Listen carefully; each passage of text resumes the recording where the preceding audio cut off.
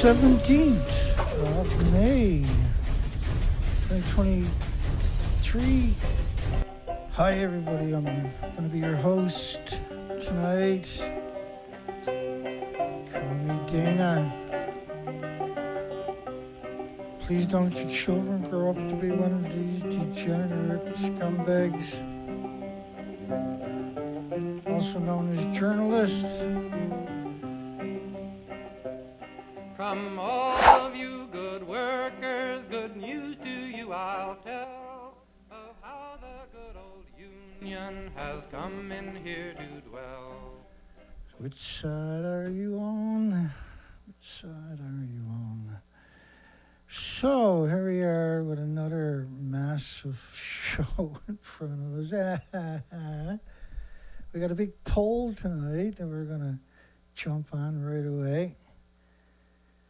Should Japan drink Fukushima radioactive tank water and allow independent testing of those said tanks? Well, I think that's a great idea, said very few people, except from the people that happen to follow this topic. Welcome, everybody. Welcome, citizens. Which is what I am. I'm a citizen. I find it really strange when I hear people talk about their fans, right? Because I don't have that experience. This is a real subject, and everybody's worried about it, that is aware of it. They can deny to their selves that they're worried about it, but they're worried about it if they're following any of this topic. You're worried about it. So I counted the tanks at Fukushima. There's 750, not 1,000. The magic number is 1,000 tanks, stored in 1,000 tanks. You'll see that a lot. You'll also see caricatures of current, former, past, present prime ministers poisoning the ocean. You see different connotations. But you won't probably see this. Water above 1 sievert per hour. So per liter is what they're basically typically talking about. So a gallon just walking past it is a serious dose. Hanging out for a couple of minutes is a lethal dose. You'll die in a couple of weeks. Stay there for 20 minutes, you'll die that day. 1,000 years from now, and everybody walks past it. So you don't need to consume it. Unless you're nuclear, pro-nuclear, then maybe you should consume it, or Japan should consume it. Japan professor, 1,000 years from now, contaminated water from Fukushima may still be entering the Pacific. So if that's happening, how can it be in the tanks? So I'll take you back to the tanks. They built all the tanks between 2013 and 2014. These were bolted together. Only meant to last a couple of years, allegedly. There was duct tape and jury-rigged. And so if you had an earthquake, it was very easy to separate the lines on some of the tanks.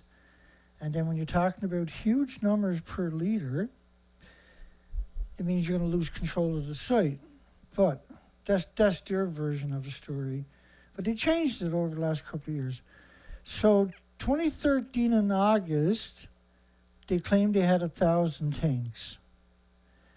And that everything is going in the tanks, nothing is going anywhere else, it's all in the tanks. But TEPCO's models also show plutonium, or in this case, Neptunium-239, radioactive fallout after 27 days covering the planet.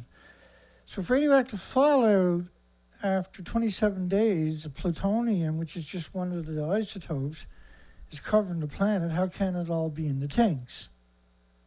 Do you get where I'm going to? Because it's not that hard if you're honest. 2014. And look at the name, Mari Yamaguchi 2013, Mari Yamaguchi 2014. Radioactive water still troubles Japanese nuclear power plant. 2014, they had 1,200 tanks. Today, they have 1,000, they say. 2017, they had 900 tanks. So 2013 was 1,000, 2014 was 1,200, 2017 was 900 tanks. How can you have the stuff in the tanks when the buildings don't exist anymore? And the media is out pretending that it does. They're pretending they're 100 plus feet above the deck each, looking down on the fuel pools at the very top of the building now, when the building actually doesn't exist. So how can it be in the tanks if the building doesn't exist? I'm confused by that one personally. Fukushima, Japan will have to dump the radioactive water into the Pacific, 2019. Coastal nuclear plants commonly dump water that contain tritium, which is what, I just hate that word because it's so deceptive. But the fourth line from the bottom at the beginning, 1,000 tanks, 2019. 2021, 1,000 tanks. 2022, 1,000 tanks. 2023, 1,000 tanks.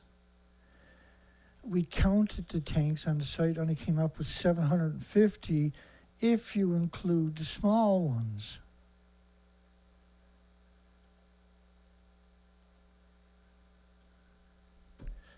And the small ones, you can see them right where my finger is pointing, right there and behind it. So I counted the tanks. We cover this site constantly. We're very aware. We're very switched on. Bear with me. Okay, so all the tanks were built in 2013, the beginning of 2014. But you haven't been able to explain, if everything is in the tanks, why do these models exist? And if everything's in the tank, how did they catch everything and put it in the tanks when it's a nuclear meltdown and it detonated? Okay. 2014, August, TEPCO to abandon the REVA system among contaminated water crises. The REVA was like the Alps filtration system, same thing. It didn't work for the first 3 years, and then they abandoned it because it's lethal doses. The Alps system, 2014, has yet to function. Function reliably, because if you try to filter it, you can't get near the filter ever again.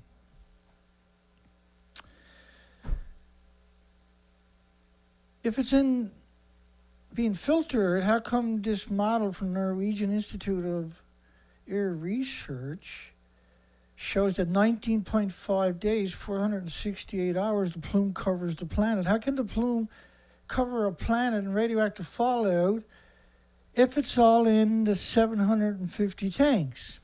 Because they don't have 1,000, despite the fact that's what they're claiming. Anybody confused besides me?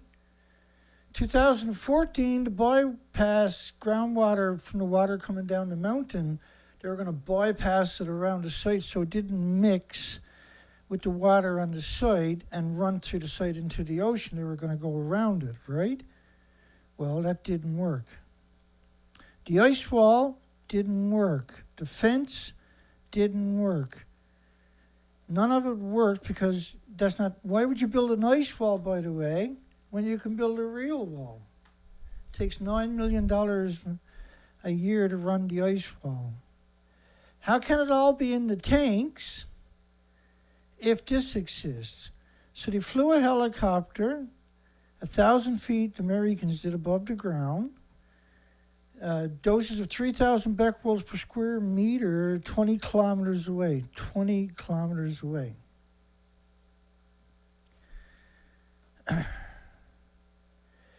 So how can it be in the tanks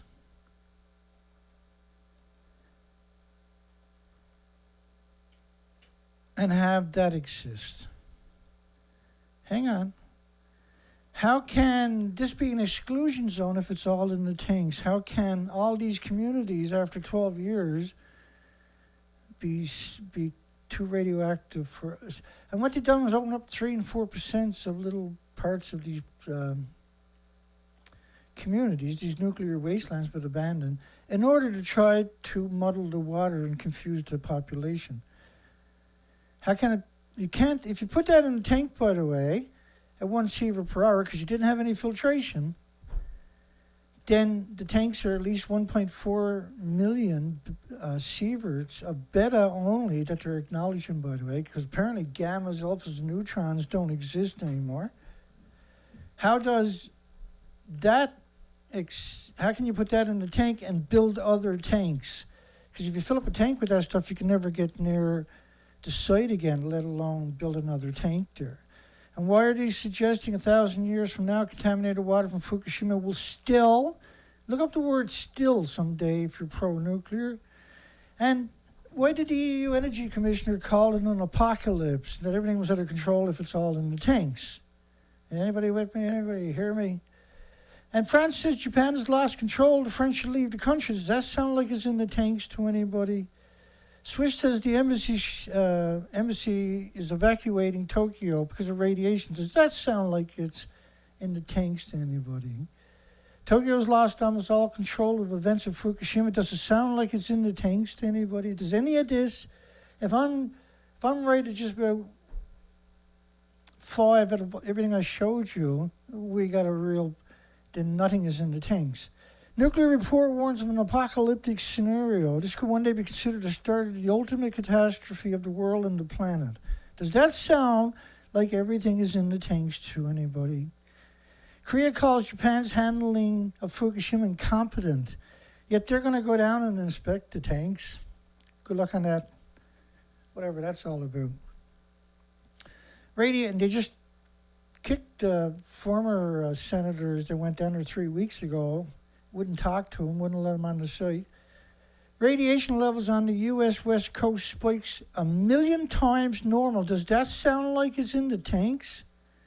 In fact, 1 million and 10 million times per square meter, what was considered weapons fallout numbers after Fukushima. That's the French IRSN government. Here's another model of the IRSN of another study. This study is based on about 25 days. We're currently you're at around almost 20 days right there. So after 20 days, the whole planet is covered in radioactive fallout. And we have the studies shown that to be true. For starters, here is one of them right there. How can it be in the tanks and cover the whole planet at the same time? How does that actually work? I love to know because it doesn't.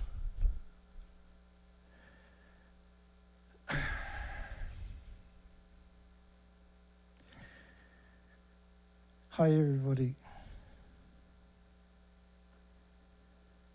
Hope everybody's doing good.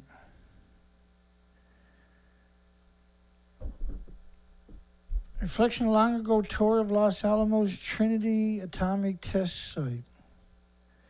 Let me focus on just one sign of an all-American madness that speaks to me in a particular explosive fashion. The country's embrace of the modernization of its nuclear arsenal at a price tag of $2 trillion over the next 30 years. $2 trillion for something that you can't use. That's how evil the industry is. It'll bankrupt everything and everybody just so it can. But that's all it's really good for. No matter which way you look at nuclear, it's going to destroy everything.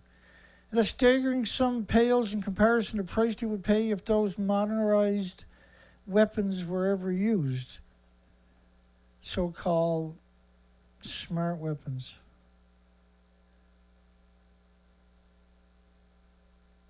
The gadget in 1945 was the nuclear weapon. They called it the gadget. Now everybody got to have a gadget. That's how brainwashing works, by the way.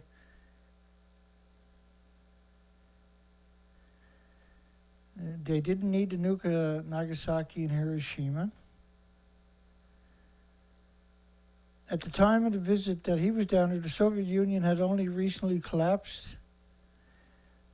but even what some people believe to be the New World Order. Well, the New World Order was announced at Nagasaki, Hiroshima, and Eisenhower called it the military-industrial complex. George Bush called it the New World Order.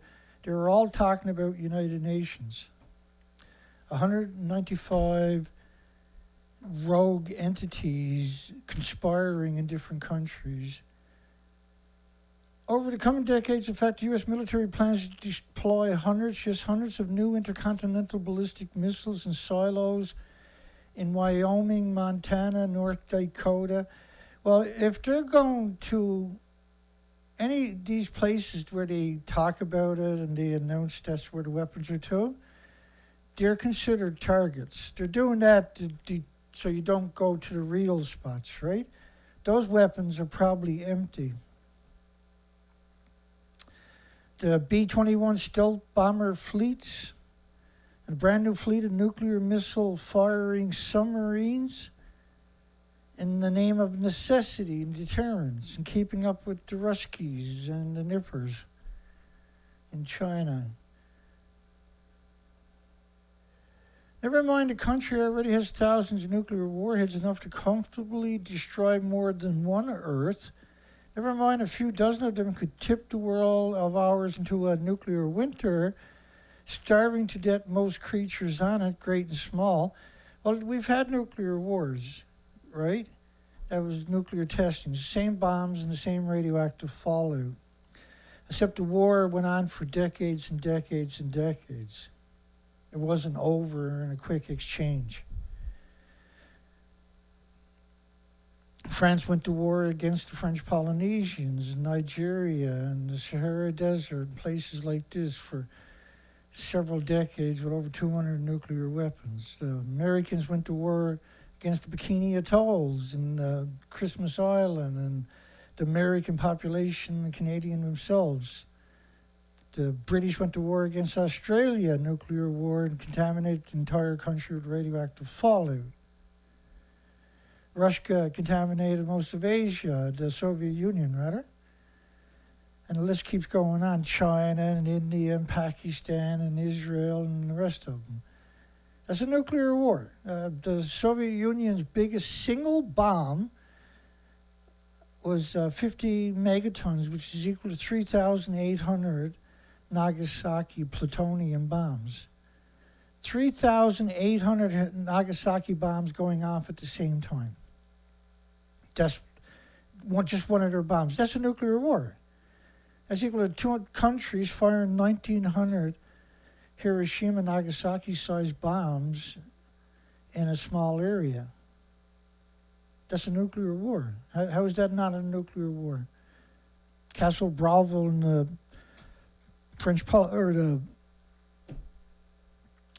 the Marshall Islands, just one nuclear bomb, the Castle Bravo itself, was equal to over 1,000 plus Nagasaki bombs going off at the same time.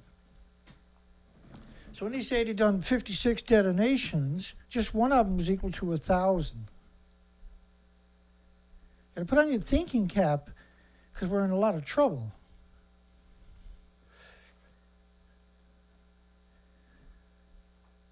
The Los Alamos National Laboratory budget is slated to expand like a mushroom cloud, and they're making triggers for the nuclear weapons at the plutonium pits.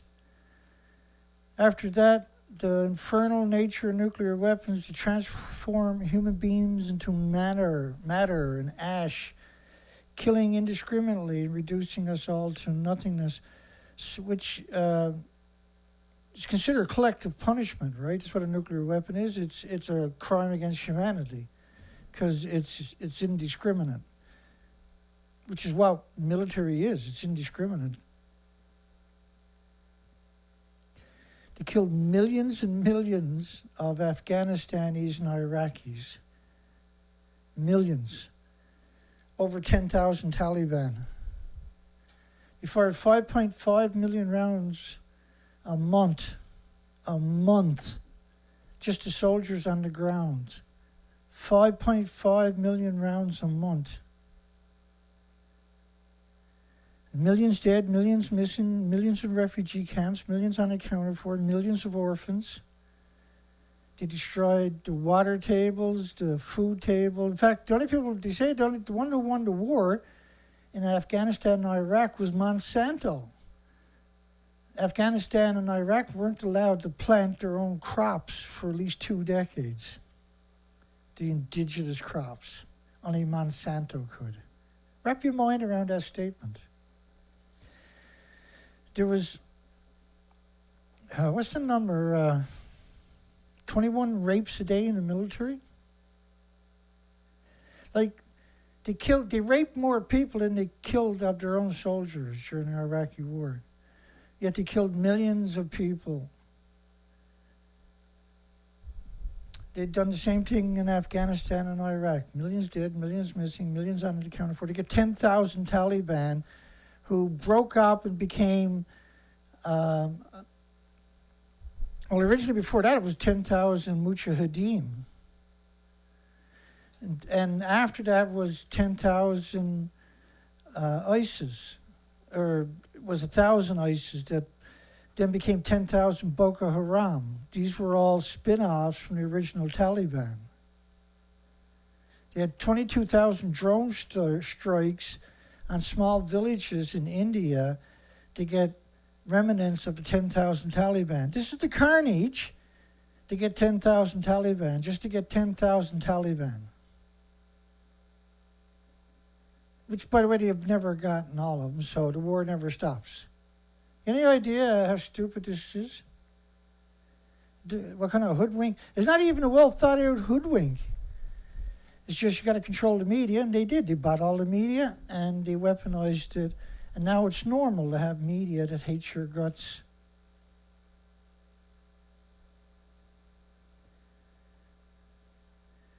Los Alamos National Laboratory in 1992 assured that in the wake of the collapse of the Soviet Union, Los Alamos National Laboratory would undoubtedly have to repurpose itself and find an entirely new mission.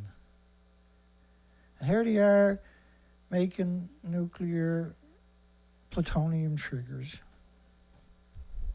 I forgot last night to mention I got 200 donation from James Lucid, and we got a $50 donation from Stephen Young. And thank goodness we still got a few people that is funding this operation. Without support, this operation falls apart right away. And the industry's done really good at defunding me, right? They took down my site with 24,000 subscribers while we were out looking for spiders. Because looking for spiders is pretty evil shit, man. You're a messed up dude, Dana. You were out looking for spiders, Dana, you bastard. We had to take your YouTube channel down. And guess what? The spiders aren't in the trees. They're not in the bushes. I actually had a... Two retired teachers came into my campsite. It was on a Salmon River. It's a real nice camp spot there. In the middle of nowhere, a couple of 100 kilometers away from home in the woods. And this was 3 years ago, and they wanted to throw the rod in the river, try to catch a salmon. I said, well, it's illegal. And second off, there's no salmon in the river. Third off, the fisheries and oceans are here all the time. So they asked me what I was doing. I said I was looking for spiders. And he said, well, I didn't think spiders lived in the woods. And they were serious about it when they said it to me. And I felt like saying, and you were a teacher. Instead I said nothing because it just boggled the mind that somebody would say something like that to me.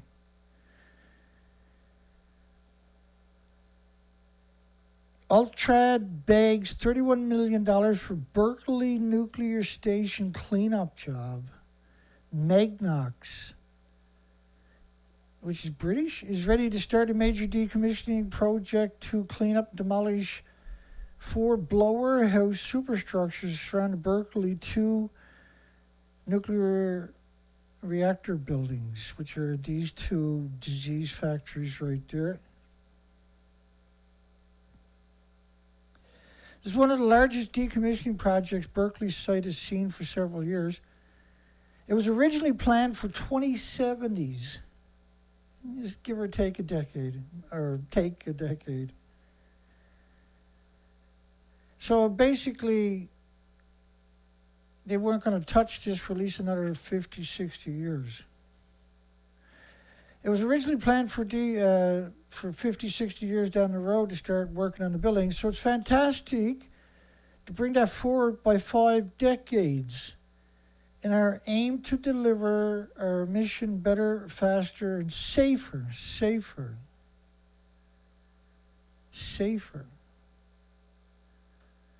The blower house circulates gas through the reactors to transfer the heat into the 310-ton boiler to create steam to turn the turbines and to generate electricity. And the last of the 15 gigantic metal boilers was transported to Sweden for cleaning, smeltering, and recycling. Shouldn't recycle. 90% of everything on a nuclear site is bombarded heavily with neutrons. You can't grind that off. And you can't, if you grind nuclear off, then it's going to end up in the environment. The building will be emptied of the residue metallic low-level waste, compared to the fuel. But see, that's how they manipulate you. Oh, it's low level, right? No, it's dangerous level. It's not as dangerous as the actual fuel rods, because that's the most dangerous stuff there. So it's very deceptive and deceitful and dishonest, disingenuous to frame it this way as low level or intermediate level or anything like that. It's a very dishonest thing. It's very morally wrong. It's immoral. It's actually vile and dishonorable and corrupt, and depraved. The work is expected to take 8 years to complete instead of starting 60 years. So then they make more money because they have a certain amount of money for decommissioning. So if you finish it fast, there's more money left over, but there's absurdly more released into the environment. And we see this like Holtec is an expert at contaminating the environment. And Nuclear Decommission Authority, which is United Kingdom, and Nuclear Waste Services, again, that's United Kingdom for sure, and they're talking in pounds, to manage 2,400 tons. 2,400 tons, 5 million pounds of so-called low-level waste. And they're going to recycle it back into the environment because it meets their ridiculous version of low level. Low level apparently can be recycled back in because there's no checks and balances. Like no facet of nuclear, man-made anthropogenic nuclear, should be so-called recycled. Russia Mayak developed robots for hazardous environments. So after 80 years, they finally created robots for hazardous environments. Is there anybody out there actually believes that statement? Is there anybody that gullible? By the way, nobody in the world has developed robots for radioactive environments that work. The students in Japan got to do it, not Harvard or Yale or Stanford or Oxford or MIT. And Mayak is the very last people you should think about trusting. So when you go and look at let's go see what they're talking about. It must be pretty impressive robots data. Well, actually it is not. This will die right away. You put this around a couple of sievers, this is a dead duck. This is a great big radioactive paperweight. This is racketeering, right? This is fraudster. This is gangsterism to come out and claim that they got robots and then show you that. They got to stop smoking crack over here in Mayak is my take on it. It's disgraceful. It's despicable, it's horrible, it's terrible, it's awful, it's contempt, right? There's contempt because they know you don't know any better. That's contempt.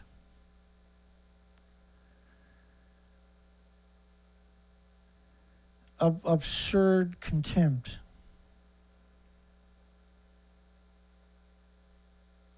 Where's Dana? I can't see Dana. Oh my God, is he dead? Oh, I'm right here. I'm right here.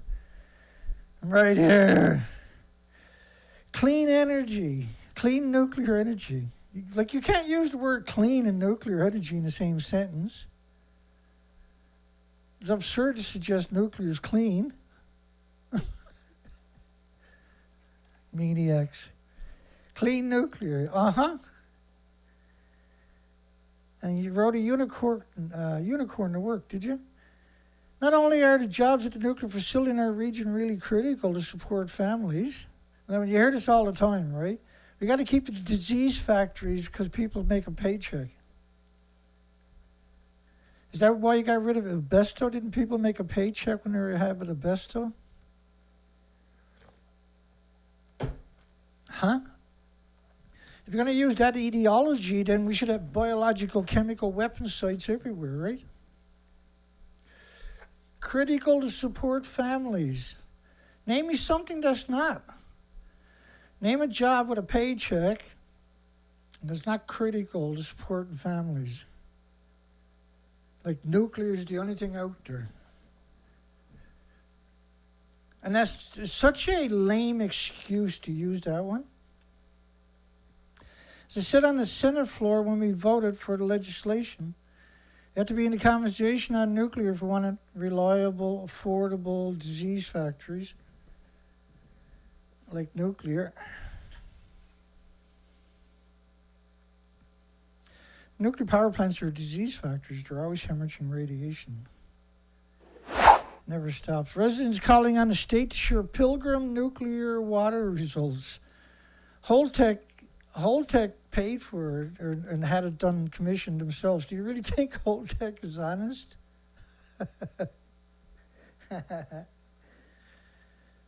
We lost the planet.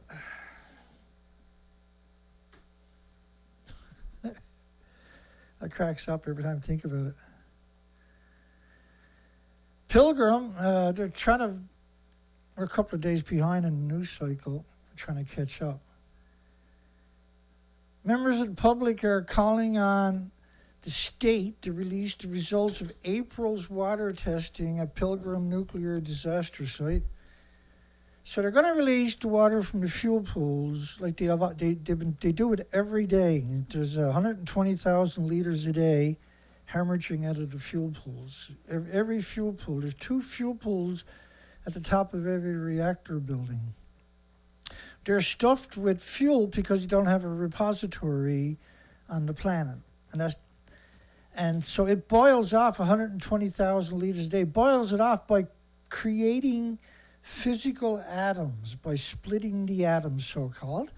And so each liter of water is trillions of anthropogenic man-made brutal isotopes. That's released into the environment at the rate of about 120,000 liters, and there's around 1,000 fuel pools each day boiling off. Let's do the math. Been a while. Been a minute. I can see. Oh my God. I don't like it.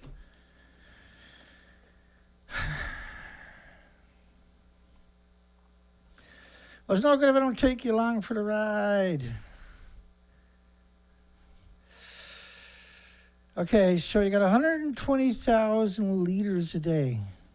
Going to multiply it by 999 fuel pools. There's more than that, but we'll call it 900, counting common spent fuel pools and research reactor fuel pools. There's a lot more. So that's that's 119 million liters a day. Divide that by gallons. So divide it by 4 to get gallons, rather.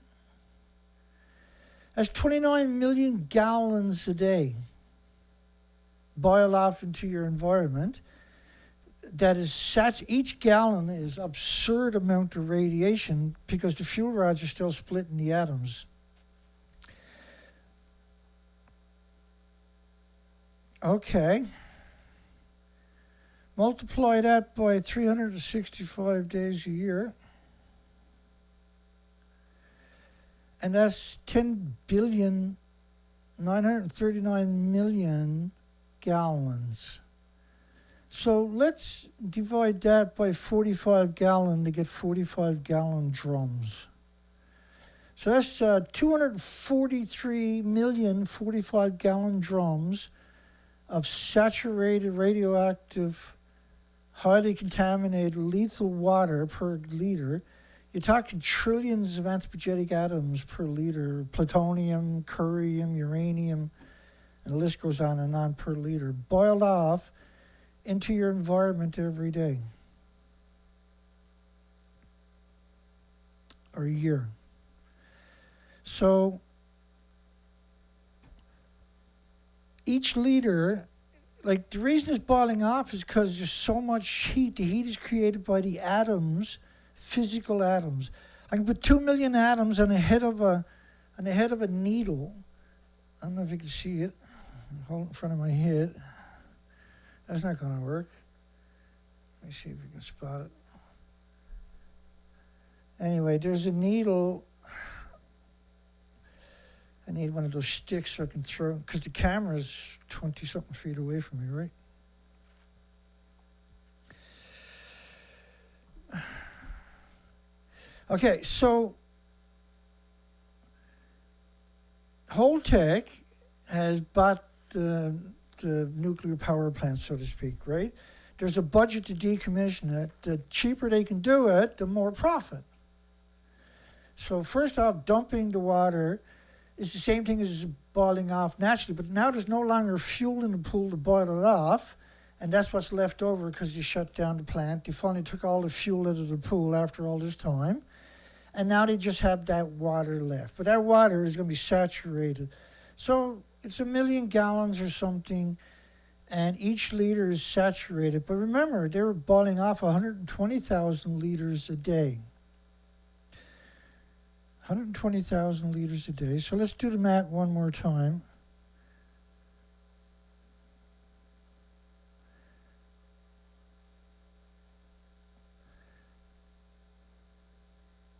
So 1 million gallons divided by 120,000 liters equals, that's a typically 8 days that fuel pool would release that much water at Pilgrim naturally. Every 8 days you would boil it off into the environment, and then the radioactive fallout would land everywhere. Most of these places, most of the nuclear power plants worldwide are surrounded by farms so that they can keep the numbers down. Now, the industry is so crazy, it'll grow food. It'll actually grow food right alongside the nuclear waste. You're like, no, Dana, they're not going to do that, Dana. Well, explain this picture here. First to your left is 14 prefectures where the food is banned by 55 countries for over a decade. And to the right is a farmer in the center, in Fukushima Prefecture, right by the reactors, growing food right alongside of 1-ton bags of radiation, surrounded by millions of 1-ton bags of radiation for sale. So any industry that will let that happen a single time doesn't deserve to exist. So I see we got a few spammers on our poll tonight. Hi, spammers. How are ya? We missed ya. We missed ya. Good old spammers. So we got Japan shouldn't drink the water, and he shouldn't allow any independent testing. Oh, golly gee, wow, what's wrong with you guys? So the question is,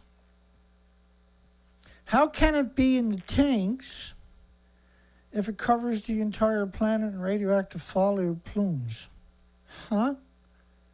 How can it be in the tanks when the buildings don't even exist? Despite the fact that the media is pretending that it does. How can it be up to a full Sievert NAMI for the infants' doses to their thyroids if it's all in the tanks?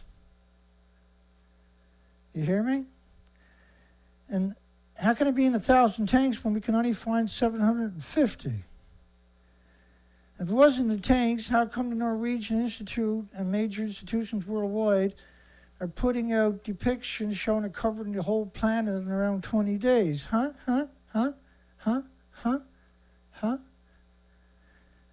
Why did they build ice walls? Why were they trying to build fences? Why were they trying... None of the filtration systems had worked. The whole country was covered in radioactivity. We covered, many times. We have incredible exclusion zones. How can they have all these exclusion zones if it's in the 750 tanks? Because there's not 1,000 of them. How can you have many models like this showing radioactive fallout covering the whole planet if it's in the tanks?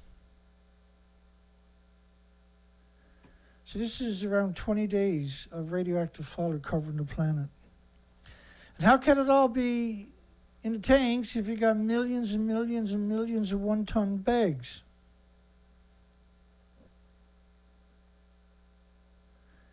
You gotta admit I got a point.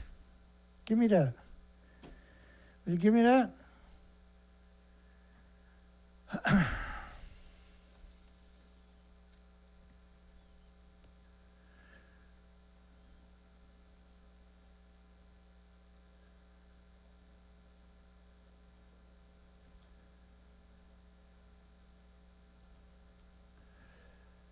Yeah.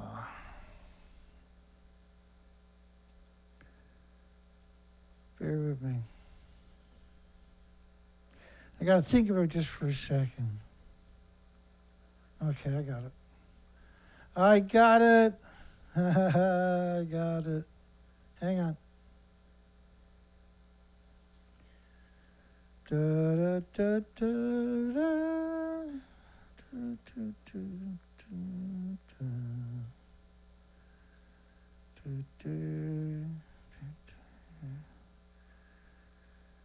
Here we go.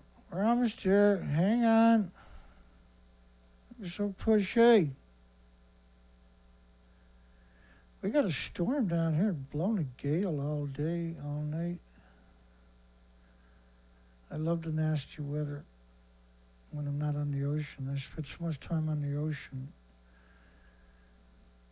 I don't know if I ever want to go back out there. I got no choice, of course. So how can it be in the tanks if there's millions and millions and millions of one-ton bags? How can you have all the worms, or how can every organism in Fukushima prefecture is contaminated if it's in the tanks? How can you have 1.4 million becquerels a kilogram in worms' excrement if it's in the tanks? Why did it got millions and millions of one-ton bags if it's in the tanks? Why did the Tokyo governor suggest a Fukushima draft, if it's in the tanks? Why did they suggest a 16 older should be prepared to die at your power plant if it's all in the tanks? How can you have all of these bags and then say it's in the tanks? How can you have 150,000 sites stuffed with bags if it's in the tanks? Mom, Dana's being an a-hole again. How come you had 3,000 Geiger counters in Fukushima City if it's in the tanks? How come you have all these abandoned bags that were only built to last 1 year, and you have millions and millions and millions of them if they're in the tanks? How come you have Al Jazeera saying 30 million one-ton bags if it's in the tanks? Why are you growing food alongside of thousands and thousands and thousands of one-ton bags of radiation in a nuclear wasteland surrounded by nuclear wastelands if it's in the tanks?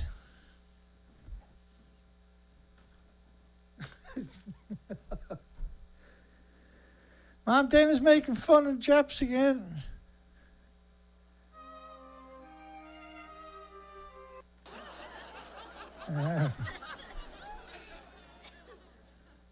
Okay.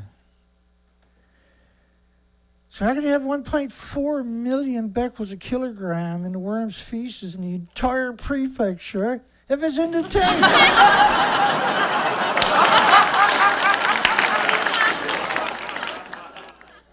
I know. So, show me some respect. Should Japan drink Fukushima radioactive tank water and allow independent testing? Now, there's a couple of problems with that. Don't really want Japanese people to get hurt by drinking the water. I should have put in, should have pro-nuclear drink the water. I didn't. I made a mistake. I'm sorry. Don't punish me. I already just punished myself enough.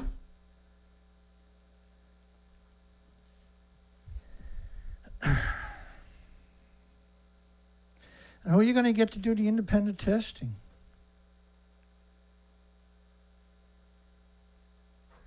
Like if they were to come to me and say, Dana, okay, we're going to do independent testing. Who do you want us to get? And I'm like, oh, shit. We got nobody. We can get Harvard and Yale, Stanford, Oxford, and MIT, and Berkeley, and the rest of them, Dana, to do it. I'm like, what? What are you talking about? I got thousands of studies showing that they're perpetual liars. So that was kind of a waste of a poll tonight, I guess, was it? Because who are we going to get to do the independent testing? I don't really want the Japanese to drink the water. We want the nuclear industry to drink it. So I can see why I only got 30% of people saying no. No, there shouldn't be any independent testing, Dana. That's outrageous. Dana wants independent testing. You bastard. Dana, you bastard. How come I got 30 thumbs up and 30 votes? How weird is that? There's usually 15 or 20 extra votes for thumbs up because everything is censored so much. Holtec will be allowed to discharge more than 1 million gallons of water from the Pilgrim. Like if we actually knew how much Holtec had released into the environment since they've been there, who cares about the 1 million gallons? Yeah, I do, right? But that's the unfortunate reality is what I'm saying. Is Holtec can't make a profit by doing the right thing. And Holtec knows that. Chris Singh knows that. He's the janitor and the owner of Holtec, apparently. Does all the maintenance himself. South Africa must not fear nuclear power, says stupid. And all he's doing is, he doesn't even know what he's talking about. He's a complete buffoon. He knows nothing about nuclear. The nuclear power station, 30 kilometers from Cape Town, was first connected to the grid in 1984. It's supposed to be decommissioned by next year. It's on a fault line as they found thousands of cracks in the cement already. There's been huge releases of endless controversy around it. It accounts for about 3.6% of the country's electricity. So in the bigger scope of things, it's irrelevant. And it's hemorrhaging radiation into the environment from the fuel pools. They boil off the water, that's from splitting the atoms. So, because if you took the fuel rods that are splitting the atoms have to be kept contained because they'll catch fire and melt down right away if they're exposed to air. And so in the containers, they fill them up with helium because it's inert. This is why you're not allowed to have helium anymore, for the most part. They need it for the nuclear industry, for other things too, for the nuclear industry.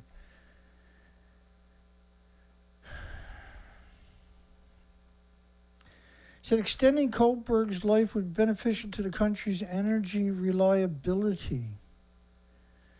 Well, Africa is by far one of the most unreliable countries for electricity, period. But if you ask anybody around that lives around this nuclear plant, they'll tell you they want it closed. In fact, there's been an exodus of most of the upper management for the last 3 or 4 years. Going everywhere else. Don't want nothing to do with that place no more. And it's unfortunately, right, the country's corruption is well known.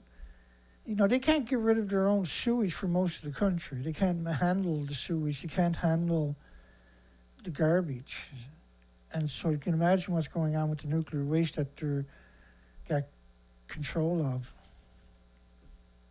I've talked over the years through emails to quite a few activists that were asking me specific questions they were learning, right? And I was fortunate enough that I knew the answers. In 2024, ESCOM must satisfy international authorities that the 40-year-old disease factory can operate safely and genocide machine for another 2 decades. So not like that's a long way down the road, 20 years. This thing's bombarded with neutrons, gamma shines, X-rays, beta shine for over 4 decades. This weakens all the infrastructure, the metal, the cement. It makes it brittle, what's known as brittle. And because they're pressurized reactors at over 1,000 psi, brittle is not a good option, right? So they figured it's cheaper to keep it open than to build something else. The decommissioning liability, and they didn't put any money aside for decommissioning. It was another thing about that plant. They didn't bother, like in North America, they put a certain percentage of the profits of all money coming in has to go into a special account for decommissioning the facility at the end of its life. There's no money there in case there's a massive nuclear meltdown. France gets at least 75% of its electricity from nuclear power and does not have any disasters. Like, that's such a dishonest statement. France is not getting anywhere near 75% of its electricity. Last year, half its fleet was down for about 6 months. Currently, there's about 7 or 8 reactors offline because they're brittle. They were all built at the same time and built poorly on top of that. They don't have any fresh water because most of the reactors are running on fresh water. They don't have the fresh water to keep them open in the summertime on top of that, even if you didn't have breakdowns, and they're having endless breakdowns. They're actually training people to try to get ahead of it. And they're claiming they're going to build 6 more, which of course, it's all posturing. We don't see any evidence of them, staking out the ground, digging it out. You're spending $500 million on just preparing the site. We have run Kohlberg for 40 years and there has not been any disasters. First off, France, the reprocessing facilities are the definition of a disaster. They're boiling the fuel rods in 3,000 degree Fahrenheit temperatures of acid and they liberate the plutonium and uranium fission products, but they can't contain everything. You can't filter it. So we got studies showing between La Hague, which has, by the way, 500 security guards, which is the reprocessing facility, and Sellafield in the United Kingdom, which is a reprocessing facility. We covered the studies quite a bit over the years that have contaminated the entire Arctic with radioactive fallout in the European countries.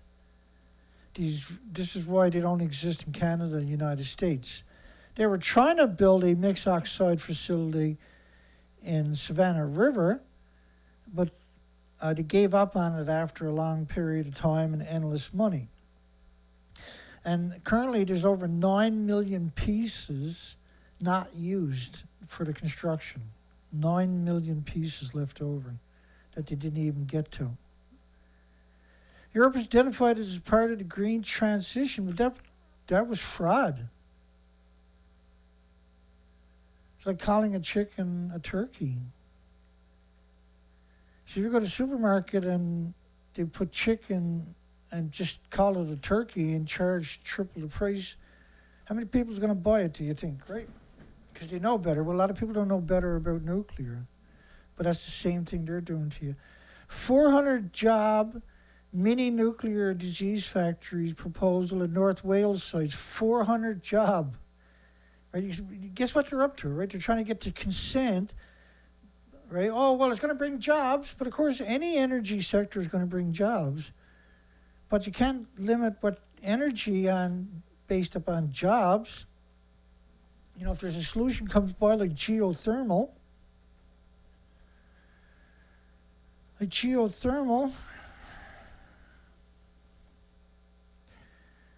then what's the difference, right? 400 job mini nuclear plant proposed North Wales site. Plans to bring a mini nuclear disease factory has taken a step forward. The company has been in the United Kingdom, I guess, is it, or Ireland or Scotland or something. Beyond a proposal to develop the former nuclear disease factory in Travis, I got no idea how to pronounce it, said it had completed its first phase of development work. And they said this confirmed the viability of deploying small modular reactors. But they don't have a permit or a license. They don't have a design into the regulatory agencies. Voss has added that the land owned by the non-decommissioning authority could be suitable for a range of small modular reactor technologies, none of them which exist, that could generate up to a gigawatt of electricity, but a small modular reactor is supposed to be small, not big like that. And could create 400 long-term jobs. So this is basically propaganda designed to get the public acquiescing to everything small, right? So this is not actually about building a reactor. They don't have a design, for goodness sakes, right? They don't have a blueprint of what they're going to build that pass regulatory approvals, which you're talking about 1 million pieces of paper. So you're talking 4, 5, 6 years. You got to get the kinks out of it. You got to build the original design, make sure it actually works. You got to run that for several years. Then you got to re-engineer it because you got lots of flaws. Then you got to redesign. You got to go through the regulatory process for 4 or 5 years with another 1 million pieces of paper. Then you got to spend $500 million just for the land. Renewables is going to curb stomp everything over the next 3 years. By 2026, nuclear is not going to be in the conversation anymore. Because by 2026, between 2020 and 2026, new renewables coming online in that 6-year period, 2020-2026, would be around 4,800 gigawatts, which is the same amount of electricity we're using worldwide currently of gas, oil, coal, and nuclear. So we're going to produce that in 6 years. It's taken us over 100 years to do with commodities like gas, oil, and coal and nuclear. So do you think that renaissance of renewables is going to stop right there?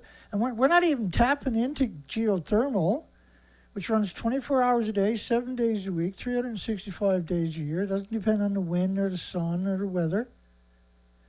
And has been purposely kept out of the conversation because it curb stomps everything. And it's half the price of nuclear on nuclear's best days. Nuclear's never had a best day, so. Also creates thousands of additional jobs. So their whole premise is predicated upon, right, getting people thinking about jobs instead of that these are disease factories, which is what they are. Purdue University considering small nuclear disease factories become carbon neutral. Hey, that's a new one, eh? Carbon neutral. We don't see that one very often.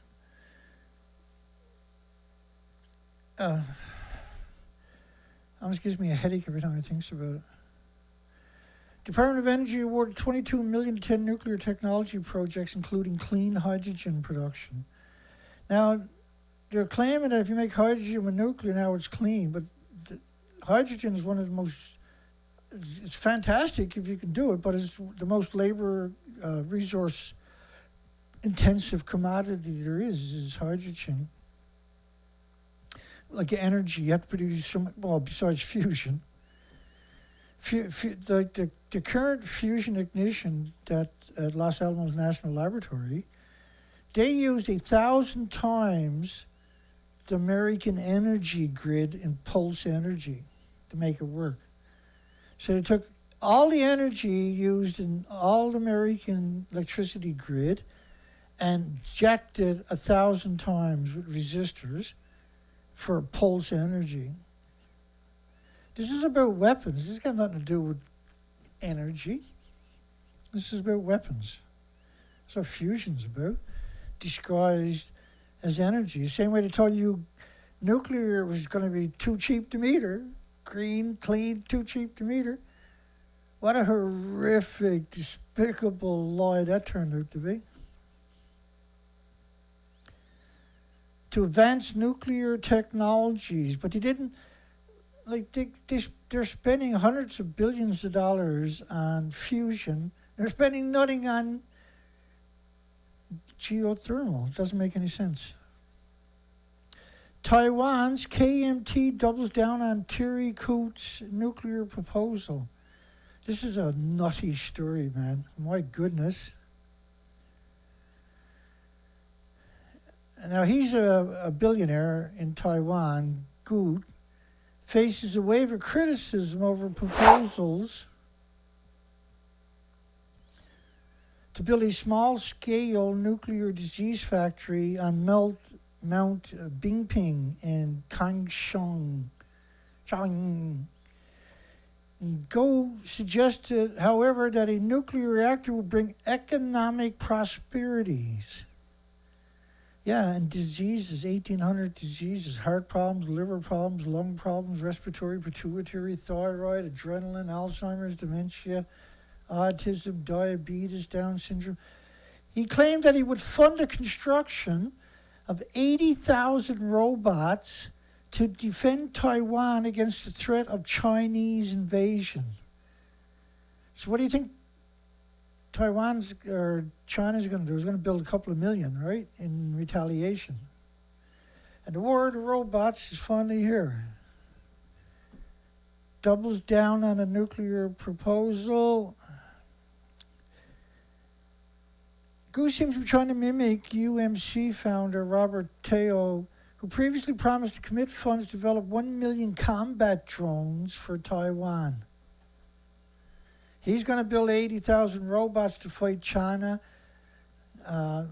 Teo promised to fund development of 1 million combat drones for Taiwan. 1 million. These people are monsters to even suggest something like that. Right, this can only go downhill. There's no way this can go uphill. Or this can only go uphill, I guess, rather.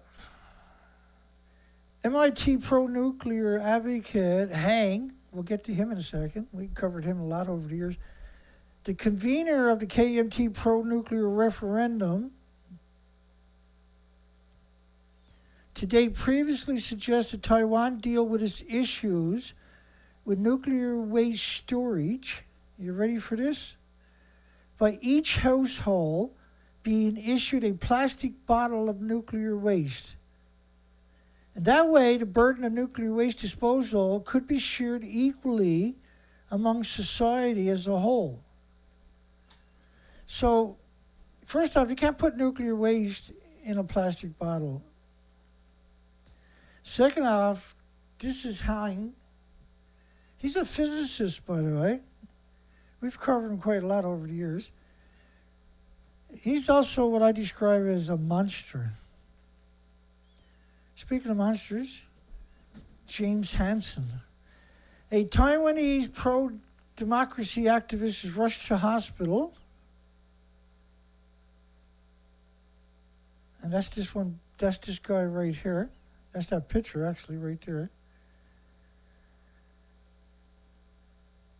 As Taiwan pro-democracy democracy activist, he runs Nuclear Mythbusters because he's too stupid to get his own name. Climate scientist James Hansen.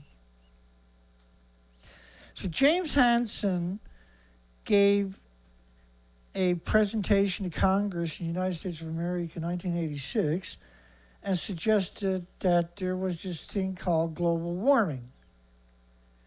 And so we've been stuck with that for how many decades now? Well, since he done that, that has been weaponized against the population. Just bear with me and I'll see if I can find, because that's important really to tell the rest of that little story that I got for everybody. And there he is. Like him or hate him, and it's impossible to like him if you know him, James Hansen.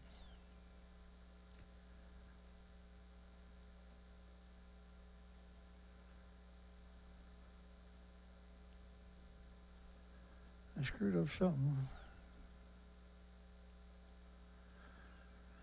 So James Hansen is best known for climatology. In 1988, not 86, congressional testimony on climate change that started the global warming awareness, so-called. Watch. Now, he said NASA was 99% confident the warming was caused by so-called greenhouse gases and not a random fluctuation. Really significant that he used those connotations, by the way. His testimony was an important turning point in the history of global climate change. This was his testimony was pivotal and marked the official beginning of the global warming policies, which are all victimized forever after because of it. So back to that story. As Taiwanese pro-democracy activists rushed to hospital, top scientists urged nuclear referendum. So this is 2018. They want to have a referendum to bring in food from the nuclear wasteland and to open a mothballed nuclear power plant. And Hang went on a hunger strike to get those two on the upcoming referendum ballots. So, in response to top climate scientist Hansen, Pulitzer Prize winner Richard Rose, New York Times bestseller author, Harvard professor, scumbag Pinker, and leading environmentalists from around the scumbag environmentalists like fake environmentalists like George Monbiot, Michael Schellenberg, and people like this pro-nuclear scum from around the world sent an open letter to Taiwan's president interfering with the country's elections, urging that she allowed a nuclear referendum to go forward because she was anti-nuclear, was closing down the nukes. These people meddled in the country's democratic right to have I'm beginning to think there'll be no forced mating at all. That's their ideology. Coincidentally, Hansen landed in Taiwan to receive the prestigious Tang Prize, which is known as the Asian Nobel Prize. And it came with $1.34 million. So James Hansen was down there promoting nuclear and got kickback in the form of a prize. That's pretty despicable, buddy. Over the last several years, become one of the most highly profiled scumbags for nuclear power in the world. Think of that statement. In its announcement, the Tang Prize noted Hansen eloquently, knowledgeably advocated effect technology and public policies for climate change. Let me play you a clip of James Hansen doing that.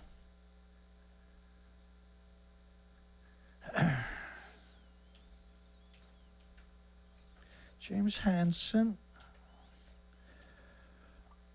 I think he should be arrested for what he done. I'll play a clip where he talks about 3 Mile Island. Hopefully. Anytime you're ready, Dana. Yeah, I know. Give me a minute. I spelt it right. Well, you're streaming, you're clicking on all kinds of stuff. Well, that's taking a little bit long.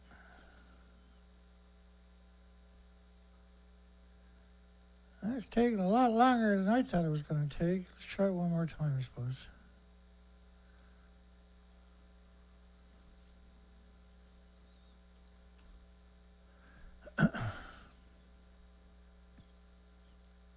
Oop, there she goes. Because I put in too much in a search, the computer throws the phone book at me, right? Okay, so this is a clip. Nuclear energy is harder for people to... Bear with me. My apologies. It's hard for people to understand because people like him exist and have lied to people. Nuclear energy is harder for people to understand, the idea of radiation. I mean, radiation is natural. The Earth is bombarded by radiation all the time. So the radiation that was released, for example, in 3 Mile Island, that exposed the accident at 3 Mile Island in Pennsylvania, exposed residents nearby to radiation, which is equivalent to the amount of radiation that you get by flying in a commercial aircraft across the continent and back. So it's not really that dangerous, but people who do that should be arrested and should lose their degree, who make statements like that. That's how egregious that a statement is. First off, flying on an airplane got nothing to do with ingesting anthropogenic man-made isotopes, atoms, physical atoms into your body. Your body attacks it for the rest of your life with white blood cells. So there's many things happen because when your white blood cells are doing that. First off, it's going to try to build a tumor around it over the next couple of decades if it's just a single atom in your body. It'll attack it all day, every day, relentlessly with white blood cells.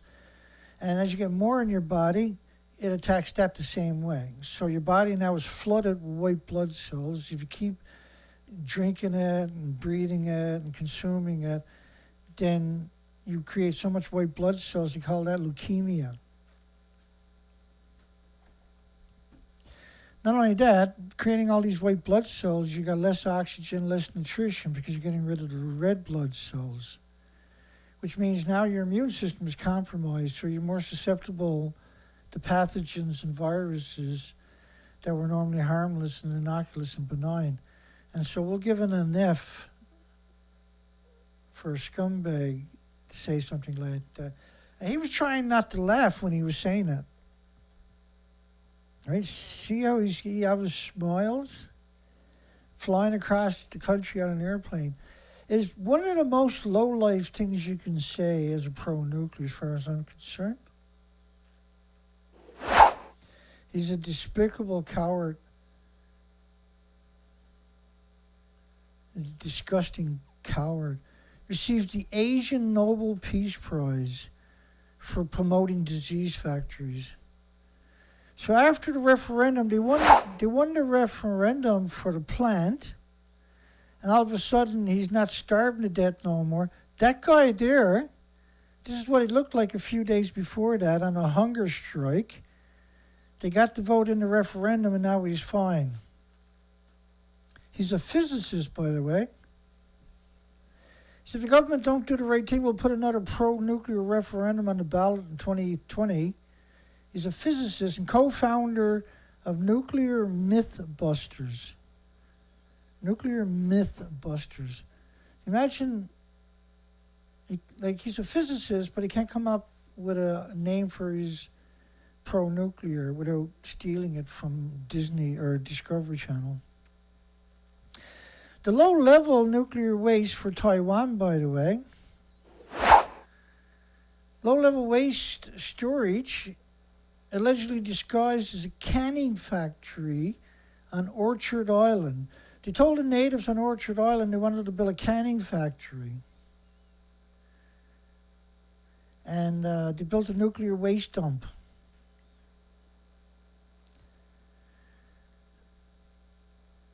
He wanted the referendum, which was voted down 78 to 22% out of 8 million voters.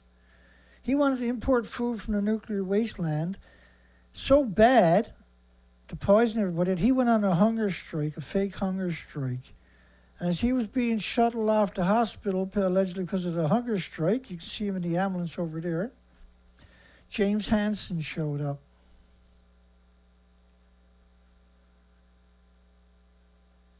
Some creepy people. So back to the other story. The canning factory on Orchard Island. So imagine this is the nuclear industry, this is their ideology. They knew the natives wouldn't let them put the nuclear waste on their beautiful island, so they told them it was a canning factory for tuna and salmon, and then built a nuclear, where they take all their nuclear waste and dump it. Like a majority of it is not going to be. In 1982, the Teo elders were tricked into sitting a low-level nuclear waste storage site on their island by exploiting the poor Chinese literacy. Being told the site was for a canning factory. After fierce protests erupted in 2002, a vicious cycle of Teo distrust and Taiwanese not in my backyardism had turned the situation to a PR nightmare. Even though the risk to the public posed by such low-level waste is vanishingly small, but the writer can't quantify that assertion. The Teo's total loss of trust in the Taipei government, no amount of reports and investigations will likely bring them to accept the site's existence. Well, like, in other words, well, we got it there, we'll just keep telling you lies till you swallow one of them. Think about that, like, no amount of reports or investigations will convince them that it's safe to keep it there. If it was safe to put there, you wouldn't have told them it was a canning factory. It's such a despicable, disgusting nuclear industry. And that when Fukushima happened, the Taiwan nuclear universities sent 2,000 students online, nuclear students online for months and months and months, if not a couple of years rather, to put up pro-nuclear propaganda, saying it's like a banana, it's like flying on an airplane, like Hansen has said. Like it's, this industry's entire legacy is predators. Even though the risk to the public posed by such low-level waste sites is vanishing small. If that was true, then they would have said that and got it put there legally instead of calling it a cannon factory. They're not putting it in 45-gallon drums and cement bunkers because it's harmless and innocuous and benign. And they're saying it was allegedly disguised as a canning factory. Allegedly. That's 100,000 billion% exactly what it was. So it's shocking, it's quite disturbing that there is no medias. In 86, something happened that would single out nuclear energy as a symbolic enemy of democracy, the Chernobyl accident. I covered it at the very beginning of the show last night, Chernobyl. Like, we got studies suggesting Chernobyl changed the sex ratio of males and females in all of Europe, for starters.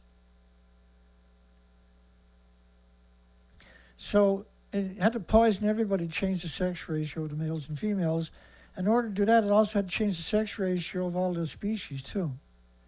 And we know it's true because it closed 9,400 farms in Ireland and Scotland and the United Kingdom after Chernobyl.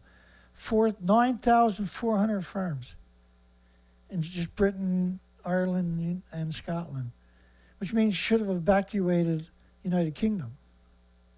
Because radiation doesn't just look for farms. I know that sounds shocking to the pro-nuclear, but it really doesn't. Taiwan's China syndrome. Why cross-strait tension kills nuclear power in Taiwan. So like they're coming up with all kinds of excuses, but the real excuse is it's an evil, despicable industry. Its entire legacy is, there's nothing there to be proud of. Everything's there is humiliating as a species. The nuclear industry. It also doesn't help many nuclear advocates believe the public can be convinced by bombarding them with data about how safe it is. Data will not calm down angry Aborigines whose backyards have been turned into a dump for other people's garbage.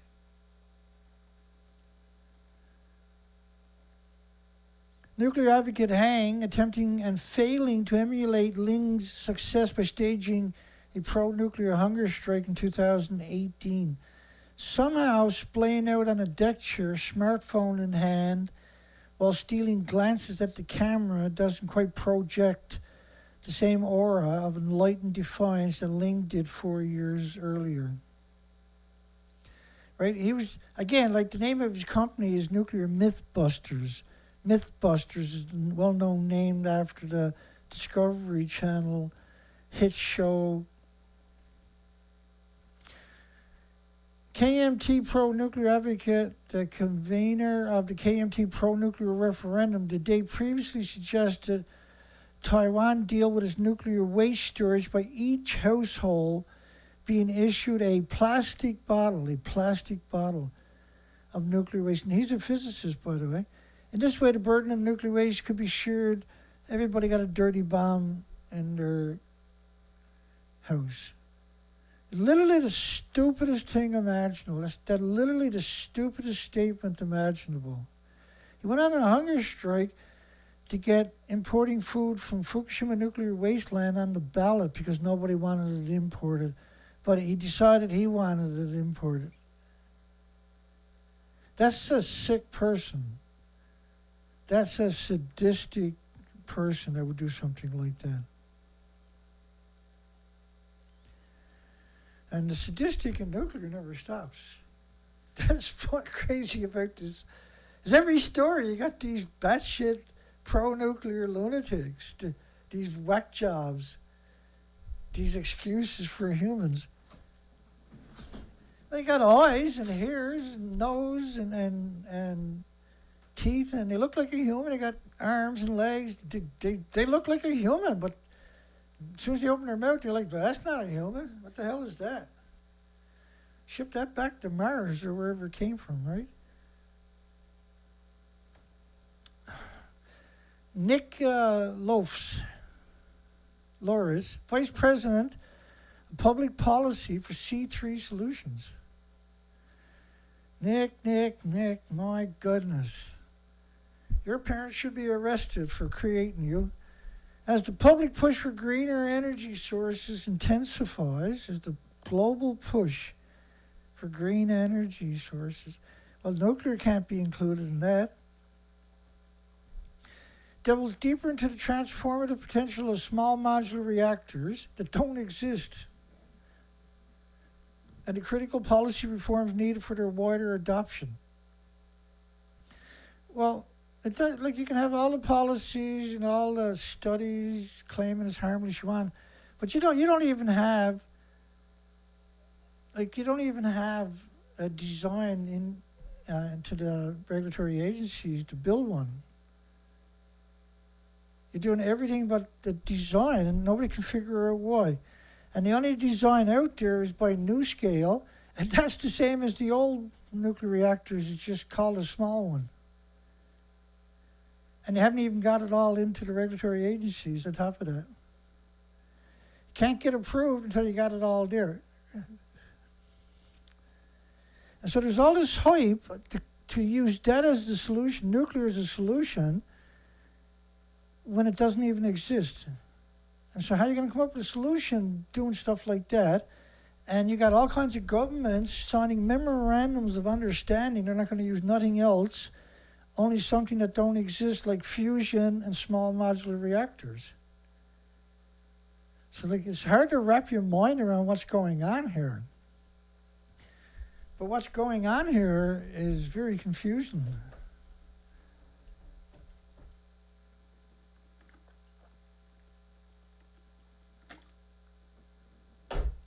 Woo! That's cold. Brain freeze. Oh, that hurts. Ugh. Don't do that again, Dana. What we really need to see now, though, is licensing and permitting reform. So what the big whoop is about is it's got to go through the same process as any other reactor. And they think it's outrageous. Well, like, you're talking about using mixed oxide fuel for starters, which is legal in Canada and the United States for the most part. And you're talking about technology that doesn't exist. It's got to be created. You've got to get all the kinks out of it. It's very dangerous. You're using weapons-grade uranium in community. You want to put it right into communities. You can't contain it. And the mixed oxide fuel, when you take it out of the reactor, it's still splitting atoms. But now no one knows how to deal with the mixed oxide fuel used fuel rods because they're so energetic. And that every atom they releases is a hot particle. And that's how they boil water. The Non-Regulatory Commission just licensed certified NuScale. No, it didn't license us and certified it. It was a symbolic rubber stamp. They haven't got the design. You can't build something without the actual design, Nick. But it took $500 million in cost for the company to get through the process. Not to mention they started that process in 2008. Right, so 15 years later, $500 million later, they made a lot of paychecks. That's what it's all about. It's not about getting a reactor, because you could have done it in 15 years. There's no excuses. There's no excuses not to have a design in 15 years. There's literally, I can't come up with a single excuse. And then, like, I've had a lot of run-in with this that community with the small modular reactors. There's a lot of them call me up and got in my face on the telephone. A lot of them have tried to manipulate me too. And one thing I learned from all of these interactions were these are real scumbags. These are real-life scumbags. No, not maybe, but they know they're scumbags. They get that. That's why they applied for the job. They knew they fit in perfect. So if we want to have more of these innovative technologies reach the marketplace to provide durable, emission-free power, Nick.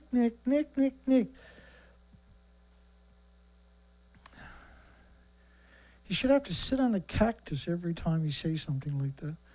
Korea considers deploying NuScale small modular reactors for hydrogen production. I love hydrogen, but NuScale small modular reactors don't exist. Not likely to. If you start right now in 15 or 20 years, they'll get the kinks out of it, maybe. And then they can start trying to produce them, right?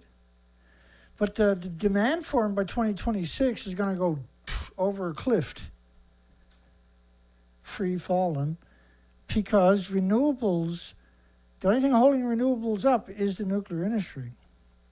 They don't share the grid on top of that, right? And this is just cardboard cutout of something that don't exist. Memorandums of understanding signed on the May 4th. The two parties will collaborate on the feasibility study for the construction. This is South Korea. Against South Korea, living high on the hog, they've had major accidents at their nuclear reactors, right? They're a very dishonest culture, the South Korean government. Very dishonest people. Geothermal energy struggles to erupt. Let me show you that picture. U.S. researchers unveil a new drilling rig to tap into geothermal energy. And finally, there's a university started working on it, and they fixed the issue, the only problem that geothermal had. Geothermal only has one problem, is how can you dig deep enough to have geothermal everywhere? And nobody seems to be willing to come up with solutions. Quatsi Energy is one. And University of Oklahoma dramatically changed how the world sources its energy. The research team at the University Muir School of Petroleum and Geological Engineering, I gotta scratch my ear at the same time, to use the rig to tap into geothermal vents below the Earth's surface for unlimited energy supplies. There's considered 1 billion times energy under your feet available through geothermal as the entire planet currently uses. It's everywhere. And they won't come up, like, there's lots of solutions for drilling. So there's lots of drill shafts, already test shafts drilled, right, for the petroleum industry, the mineral industry, and everything else. That could be repurposed for geothermal too, by the way. So they know how to drill holes. Only problem was, once you get so deep, the bits are not quite doing the job they wanted. And they can resolve that if they tried. And the university decided to give it a try and came up with lots of solutions right away. So imagine if a bunch of universities started working on this, how quick we would resolve it. And geothermal is half the price of nuclear. And you can have it up and running in just a couple of months. Well, it takes about 2 months or something. With countries worldwide looking for ways to address the energy needs without emitting carbon, wind and solar and even nuclear are getting a boost. Well, why not geothermal? These sources are plagued by constraints, intermittency, and radioactive waste. And geothermal energy, on the other hand, is neither of these issues, and is a reliable source of power without carbon emissions. The hurdle, however, is to tap the resource far below the depths we have dug into before. How do we dig deeper so you can access it no matter where you do? And because no matter where you do, once you get down a few hundred feet, it's going to be pretty warm. If you can get down, like the maximum you should have to dig anywhere would be, say, 5 miles down. That would be exceptional. This is not a feat. We can, we got so many technologies to make this work, but we won't employ them. We won't put the universities, we won't put our resources into it because it's obsolete technology, and just some places that are fairly deep, they can't seem to drill into it. So 20,000 feet down, 4 miles down, temperature at this depth would range between 600 and 700 degree Fahrenheit temperatures, which is enough now to power millions of homes. And all you're doing is just digging a whole bunch of holes and putting pipes down into it. And you circulate the water. So it's not like fracking. There's other ways to really do that, but the best way that I can see so far is just the circulating water in a contained system. So there's not going to be any, not like you're sucking stuff out of the earth. Now they want to do that in some places and call it geothermal, but it's all about getting minerals, filtering the water for lithium and gold and silver and stuff like that. But true geothermal is just circulating water, heating it, and you can run all of the excess energy on renewables on top of that you might need. Steam can power a turbine, generate electricity. And so the research predicts that a single pair of vents can produce enough energy to power 2,000 homes per day. So 2 vents, right, one going down and one coming up, 2 holes can power 2,000 homes each. And you can put those holes in the back of somebody's garden, so to speak, right? Since the circumference of the vent is not wider than 9 inches, multiple vents can be dug at the same site, which could theoretically be an individual's back garden. So 9-inch vents, 2 9-inch pipes can power 2,000 homes. We won't look at it because, and so wind and solar are intermittent. That way they can beat the shit is, well, it's intermittent, we gotta have nuclear. Nuclear's reliable. But the minute that you put geothermal in the equation, everything else looks stupid. Nuclear power is humanity's greenest energy option. And to show you football fields of solar panels. You shouldn't have solar or wind without geothermal. Because solar and wind works, but you need storage, right? So if you use solar, wind, and geothermal, game over for gas, oil, coal, nuclear, period. Game over. Move on, build another one. Move on, build another one. Move on, build another one. Conquer the world. Well, nuclear power is not on the front burner because it's disgusting. Well, Dana, don't pass judgment so quick. Lithium carbonate produced from geothermal waters. So this is where they suck water up. Instead of circulating the same water over and over, they're actually pouring water down, sucking up the brine, and then filtering it to get lithium and gold and silver and copper and energy. But the best one, the most simplest, stupidest, reliable one, easiest, quickest, is going to be just the circulating one, right? So that's useful too. But you're going to run into problems eventually when you're doing that one, right? Because you're creating a hole down in the earth. Eventually you're going to have a big sinkhole above it. So Netflix is coming out with the days, and I shouldn't be judgmental before it shows up, but we're very skeptic that we're going to hear the truth on any of this. Now, when they come out with the Chernobyl on Netflix a while back, I done a video to what Netflix didn't show you about Chernobyl. You can find it on my site. And if you go to videos and just look for the most views, that'll show up right away. Netflix and Chernobyl, you'll find it. Because there's 2 searches on my site. There's one for live streams and one for videos, right? And I don't really post a lot of videos. Most of my videos are live streams. And so I don't know how that's going to play out. But I know that actor to your left right there, I can't stand his guts. He's a despicable lowlife. We're overdue for a dramatization of the Fukushima meltdown, the worst nuclear disaster in Japan. It's the worst in the world. We've never had multiple reactors and fuel pools detonate and blow up and catch fire and melt down, ever.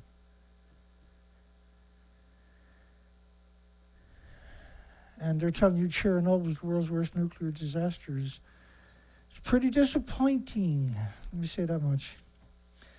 U.S. lifts sanctions from Czech nuclear firm after acquisition. Said he has sanctions against this nuclear firm, but once it was brought by friendly pro-nuclear scum, then it was okay. Oh, and they show you a picture of it surrounded by farms, which we've had many polls about. It should definitely be a crime, right?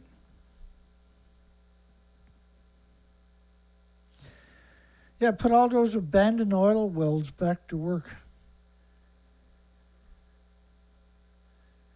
Yeah, it's a great idea, James. Thank you.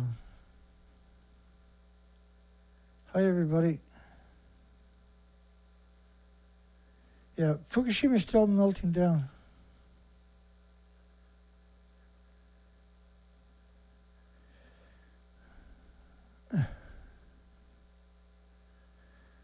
Let me see.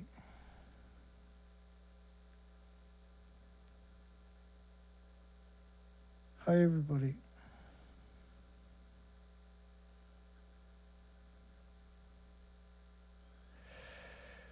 Yeah.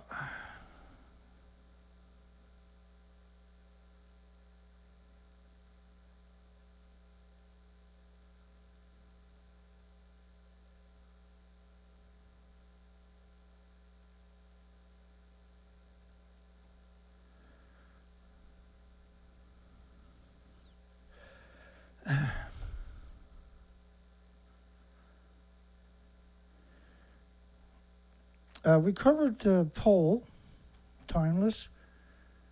The poll, I've explained the poll, is not deceptive at all. This was the South Korea said Japan should drink the Fukushima radioactive tank water if it was so safe and allow independent testing. But first off, the tanks are empty. And at the very beginning of the show, I walked everybody through why the poll was framed that way. Any EU ban on Russian nuclear fuel imports require a phase-out time. So any European Union ban on the Ruskies' nuclear fuel imports, nuclear fuel, so they had no phase-out time for gas, oil, and coal, but they want phase-out time for nuclear. And so they didn't have anything. What do you mean by that? They need a replacement for Russia's fuel.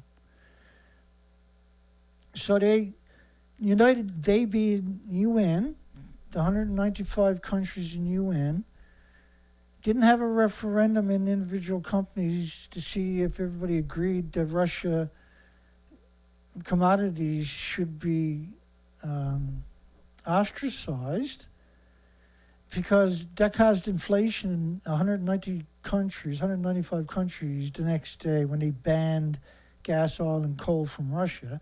They didn't have any way to replace it. So all they done was wrecked everybody's country. It didn't hurt Russia. Russia just sold its commodities to other people like South Korea and Japan and India and Pakistan, etc., etc. And Great Britain, I might add, originally. So this, all the United Nations is a weapon against humanity. They're the lowest forms of life. We've covered them for so many years, nothing else makes any sense. Any EU sanctions on Russian nuclear fuel imports should give member states time to find alternative supplies. Why didn't you do that for gas, oil, and coal? You bankrupted millions of businesses in the last 3 years, and then the Russia war is a war against humanity. You drove the prices up on everything right through the roof. Oh, so we got some good news for a change. Householder, he could get up to 20 years in jail. That'd be so awesome. To be sentenced in June. He won't be sticking his thumb up like that no more. The felons, he's a convicted felon now, will be sentenced on June the 29th. They were convicted of nearly $61 million scam to pass a nuclear bailout bill at the expenses of taxpayers. They found Householder and Borgs beyond a reasonable doubt guilty, participating in the largest public corruption case in that state's history, and a racketeering scheme that left 4 men guilty and another dead.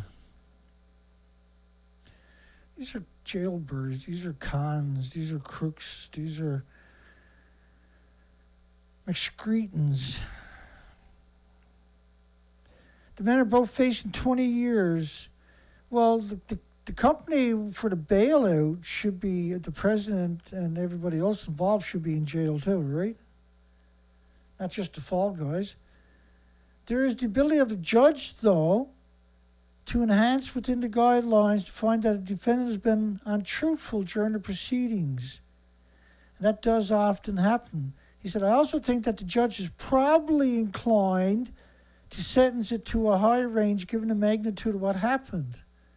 Not just the money that was involved, which is astronomical, but the violations of both the public trust. But Householder may have a way to lessen his sentence.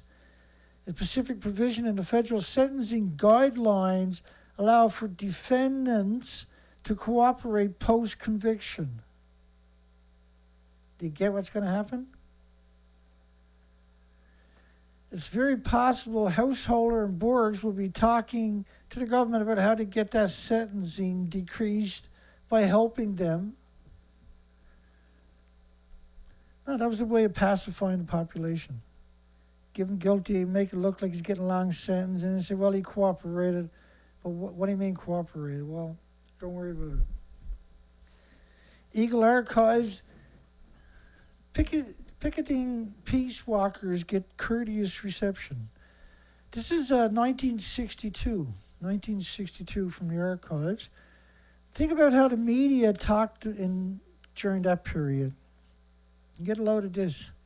So 1962, the newspaper editorial concluded it is unnecessary to remind ordnance employees that freedom includes the right to dissent, which is what we're doing here right now, but we're censored heavily. These people are entitled to express their views without interference or ridicule.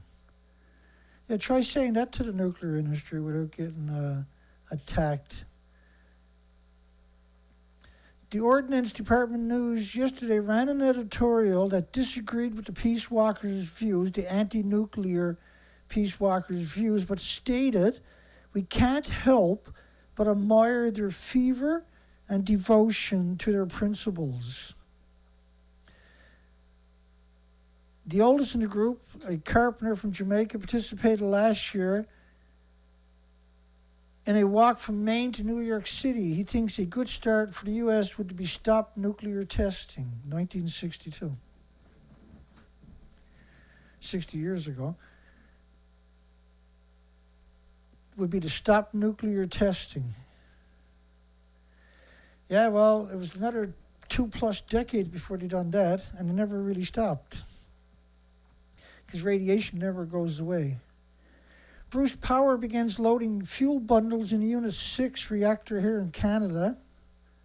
Dirty, disgusting Bruce Power, man. No matter how bad it is, some other country, Canada is probably the worst country on the planet when it comes to nuclear malfeasance, when it comes to the culprits, the villains, the delinquents, the vicious, malicious, demonic, devilish, diabolical, fiendish, monstrous, shockingly despicable nuclear. Only Canada can hold its evil with anybody when it comes to nuclear. Let's keep going. Fallout creator Tim Keane on the real reason why vaults exist. So he created this video game, but he said the vaults were actually intended as test units for a great space migration away from the wasteland that Earth would become after a nuclear war. We see that over and over and over and over for decades, where the planet will be destroyed because of nuclear. The planet will become a wasteland because of nuclear. And because you're given, some of these submarines got 300 nuclear missiles on them. If you ever read, the nuclears they're making today are so powerful, the radioactive fallout will be just hideous, let's put it that way. Have you ever read reports from the 50s about what scientists thought a full-scale international superpower nuclear exchange? There's basically no Earth to come back to, Keynes said. Maybe that was the whole point. There is no Earth to come back to. He's the creator. He's made a lot of money from a video game. I don't know why some of these people don't speak out, because surely they must know. The Women of 3 Mile Island. This is a new documentary about 3 Mile Island. The story's by Carl Grossman. We've covered quite a bit. Carl refuses to acknowledge Fukushima reactors are destroyed. He does some good anti-nuclear stuff, but he could beat the shit because he has the platform, right? So imagine if Carl Grossman, people should tag him and reach out, take a screenshot of that, and ask Carl Grossman to explain to his followers how the people on the right are in the fuel pool and billing to the left that doesn't exist anymore. Or some superstar or celebrity or radiobiology shot noise explained 3 Mile Island's doses indicating 1,000 millisieverts. This is a sievert. Right, there's 1,000 microsieverts in a millisievert, and there's 1,000 millisieverts in a sievert. This is a significant dose we're talking about. So that's the study. Radiological shot noise was just something that registered like a Geiger counter, right? How your Geiger counter registers, and they call it a noise. A pulse is a shot. Is appropriate to call it a shot because it's pulsing at the speed of light. So it's like a shot. Instead of traveling at 1,200 feet per second, it's traveling at 286,000 miles per second. That's the problem with radiation. It pulses energy every second.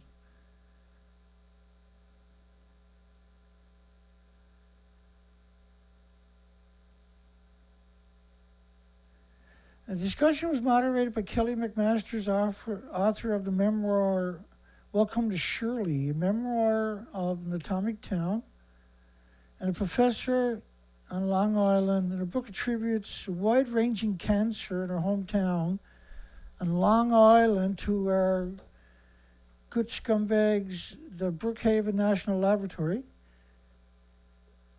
from 3 nuclear reactors that operated at the Brookhaven National Laboratory that are now shut down. Yeah, Brookhaven, there's all kinds of lawsuits against Brookhaven. Brookhaven's also built on one of the biggest aquifers in that New Jersey pipe, right? And that's incredibly radioactive. There's an absurd amount of cancer in all the communities surrounding Brookhaven. There's tons and tons of people on disability at Brookhaven from radiation poisoning. Speaking about the focus on the women's and radioactivity to women at 3 Mile Island, explains following health and safety disasters is often women on the ground fighting back. And over throughout nuclear history, these women are gaslighted, they're silenced and called hysterical and radiophobia. And the results of such silencing, we lose significant information about nuclear history, science, and health. That's 100% true. It's a very astute understanding. Let me see what I got done here. That poll. According to South Korea, Japan should drink the Fukushima radioactive tank water if it's so harmless. And they should allow independent testing. They won't allow anybody to independently test the tanks, is why I put that there. So the poll was only meant to have another conversation to focus repeatedly on, along with the regular news cycle that we're doing. So I use polls. To me are like they're a weapon a lot of the times to get a point across, to drive that point home over and over and over and over, and just drill that point. So those that are trying to comprehend, pivotal moments in this conversation of nuclear, these are things that you can win. You can win the battle with. If you take all of my polls and print it out into a book, it's a very powerful book, I bet you, because we got 400 plus polls on this site now, right? And there's And doing the polls, by the way, is like, I don't know if people appreciate it, right? When you're doing this all the time, it's pretty hard. It's pretty hard to come up with a poll. You kind of, you get your video all ready, you do all you put all the information in the description, you get the title on it, you got all the tags in the tag section and blah, blah, blah. And now you got to come up with a poll. And it usually takes a long time for me to do the preamble each day. The amount of work that goes into what I'm doing, there's no way to articulate it. You gotta have a real hate on for nuclear to do what I'm doing, is all I can tell you. And just to follow me, you probably gotta have a hate on for nuclear. But it's pretty easy to have a hate on for nuclear, let's put it that way. Let's move on here. 50 years after America's worst nuclear disaster. Now that was in response to saying 3 Mile Island is one of a long list of environmental disasters and cover-ups that have caused serious harm to surrounding communities. Now it goes worldwide right away, which will last decades. No, it will last forever. Radiation, you can't destroy radiation. But to put it in the proper context, 50 years after America's worst nuclear meltdown, which was Santa Susana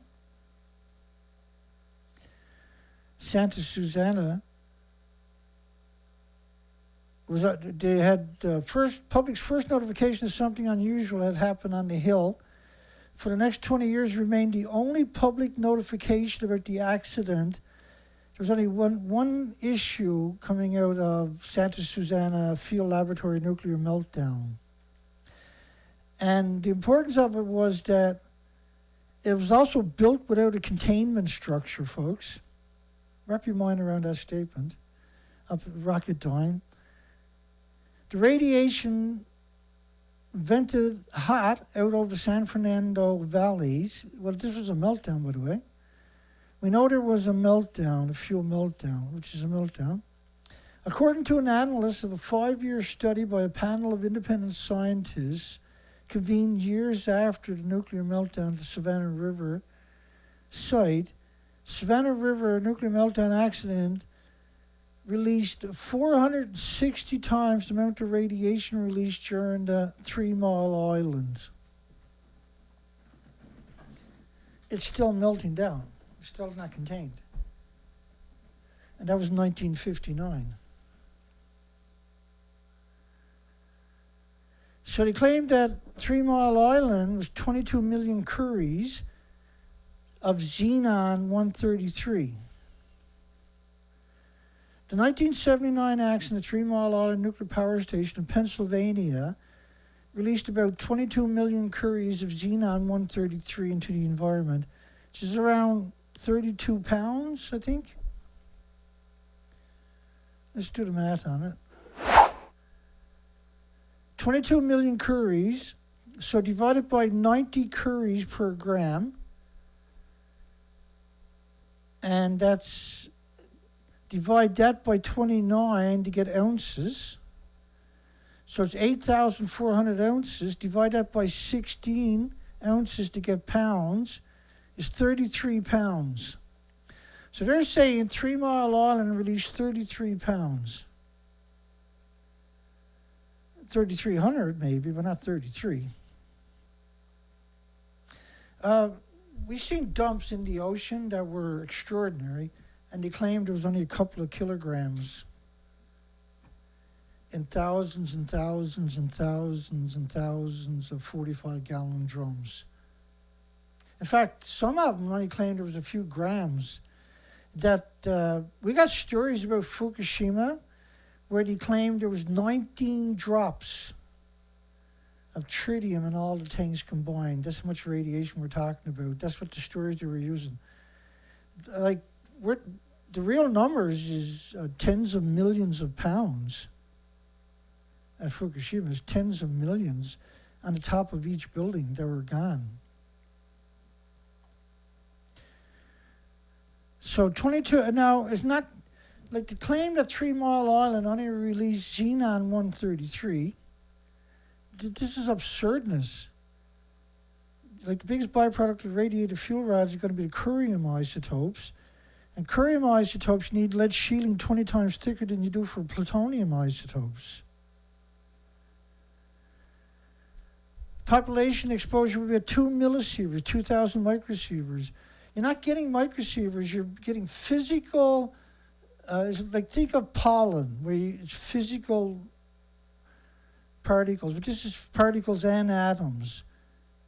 So this is physical atoms in your bodies.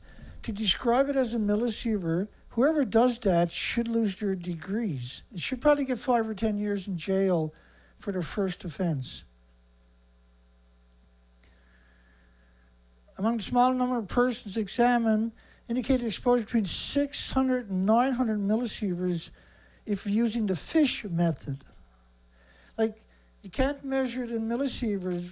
You shouldn't be measuring the millisieverts when it's physical atoms. You should measure it in becquerels, atomic decays per second. It's completely disingenuous and dishonest to measure it in millisieverts. But if you did measure it in millisieverts, 1,700 millisieverts is a massive dose.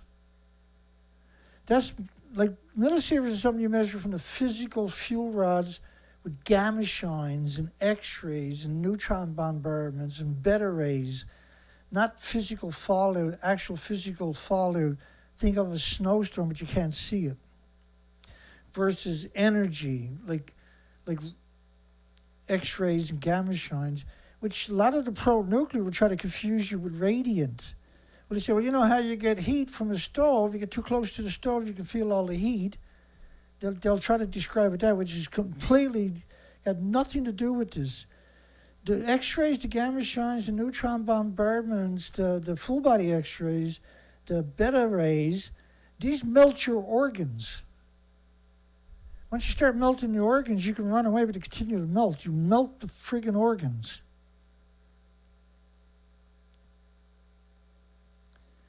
And then you excrete them like they did at Hiroshima and Nagasaki as you die. Because it's liquefied. The findings should motivate a comprehensive reevaluation in the conventional understanding of the 3 Mile Island nuclear power plant station regarding its impact on the population. Like, we covered this extensively. I got a couple of videos on my site right now.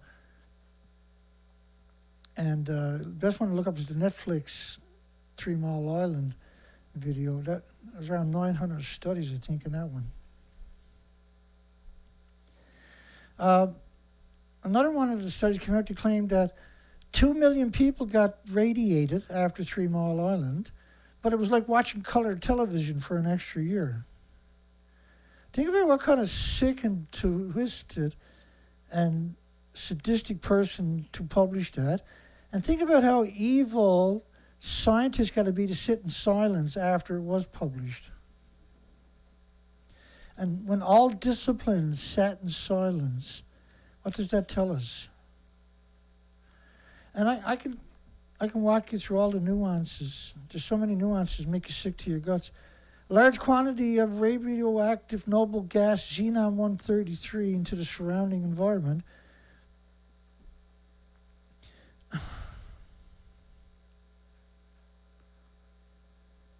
Pro-nuclear is crazy. And like when you see the pro-nuclear that are popular, you come into contact with them, you don't need someone to tell you they're crazy, to know they're crazy. That model over there, April the 7th, is radioactive fallout covering the entire planet in just 26 days. Here's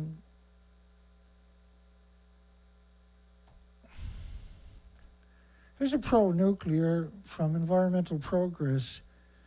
As soon as you look at that, you know there's something wrong with her brain. Doesn't even know how to smile.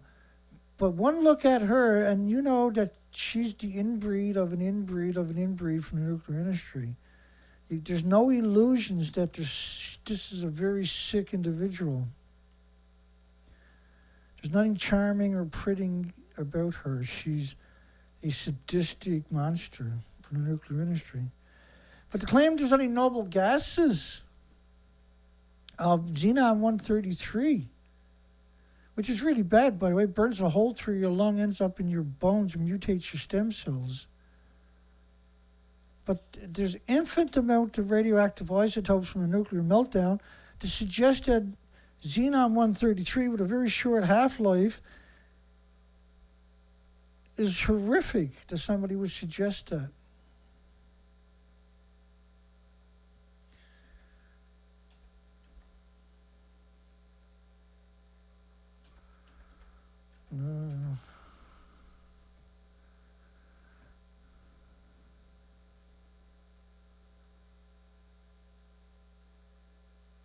Come on, computer, a little slow tonight.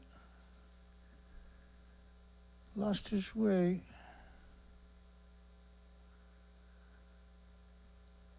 Try that again.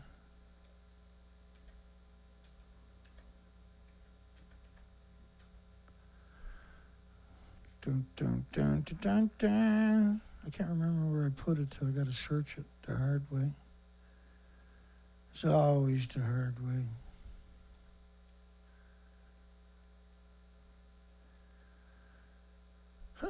I got it.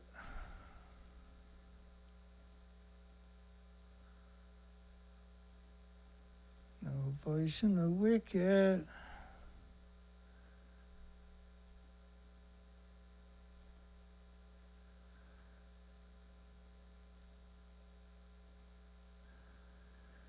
Hang on.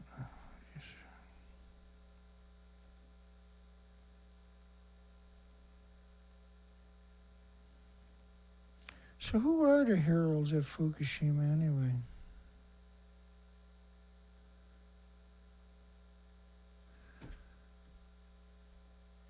I'll do this. Never an easy way to do this story, right? The mentally handicapped are working at Fukushima, and they're often given second-hand paper suits. TEPCO claims he burns 7,000 paper suits a day, by the way. So they release all the radiation back into the environment. If that was true, that they actually had 7,000 people there a day. Clinical disregard for human life, risking a bleak future for the radiation-contaminated nation. Forbes is despicable pro-nuclear degenerates. Says this is outrageous. Homeless people are being sold to companies and put to work at Fukushima. I bet we won't see that in Netflix. The mentally disabled are working at Fukushima, not what Netflix is going to show you. Homeless are treated like disposable people. UN officials are astounded the homeless are taken to work at Fukushima ready to die. At the end of the month, they're left with no money. In fact, they're only making $11 a day. The heroes entrusted with saving our planet are making $11 a day, which are the homeless. One of the reasons I'm always here, by the way, is because I have I've been covering this for a long time. Certain facets of the story have tipped me over the deep edge. Let's put it that way. Official report, the West Coast hit with 220 million atoms per liter of iodine-129 in the rain. 120, like, let's go back for 1 second, look at 120. I'll show you the isotopes in a second. 129 in the ocean's origins applications. The quality of long-lived half-life, 15.7 million years, there's 10 half-lives, 150 million years. Radioactive isotope 129 iodine in the pre-nuclear age oceans was approximately 100 kilograms. Pre-nuclear was around 100 kilograms in all the oceans worldwide combined. After Chernobyl and the UK dumping increased non-authorized dumping and authorized dumping, have increased the inventories of 129 by more than one order of magnitude. The most important of these sources are direct marine discharges from the commercial reprocessing facilities at La Hague, France, Sellafield, United Kingdom, which have discharged approximately 1,640 kilograms to the English Channel at approximately 720 kilograms into the Irish Sea, respectively. So 2,300 kilograms of man-made anthropogenic, just iodine-129, versus originally was 100 kilograms. But the natural 129 iodine is actually different from the man-made anthropogenic iodines 129. Because the natural ones from the solar system are not created in the man-made chain reaction. We call it man-made because they're not from the periodic tables. They're added to it, but they're not originally part of it.